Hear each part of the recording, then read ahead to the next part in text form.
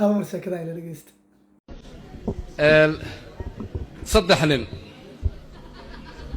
saddex ninoo midna waqooyi ka yimid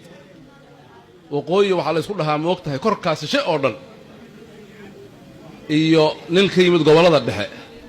iyo nin ay saaxiibkay guddoomiye jeelaani uu xildhibaan u yahay ayaa sacuudiga lagu xiray saddexdii baa la xiray waxa weeye waxaa la yidhi waa la xukumayaa xukunkii wuxuu noqday karbaash waa la karbaashayaa baa la yidhi markaa 10 karbaashaa lagu dhejinayaa hal oo codsi ah na waa loo oggolaanayaa xariifkii oo maaragtay reer waqooyiga ahaa wuxuu yidhi waar barkin iigu xidha dabada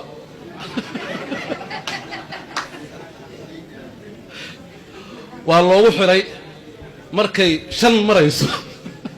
tii lixaad waa kala go'day intii kale waa qabsatay moogta kii oo ka yimid gobollada dhexe waa fahmay sheekada hal codsiyuu leeyahay moogta wuxuu yidhi 2 barkimood ha laygu xidhayo waa yahay baa la yidhi markay 8 meelaha maraysay ayadiina kala go'day waa ku dhacday labaa ku dhacday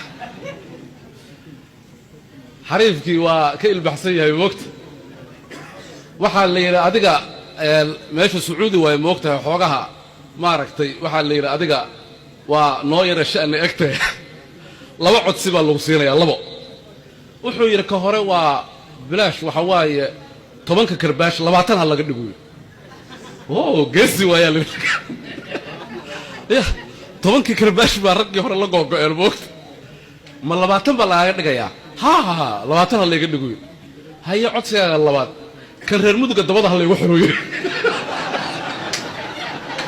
kii aa loogu xiray qab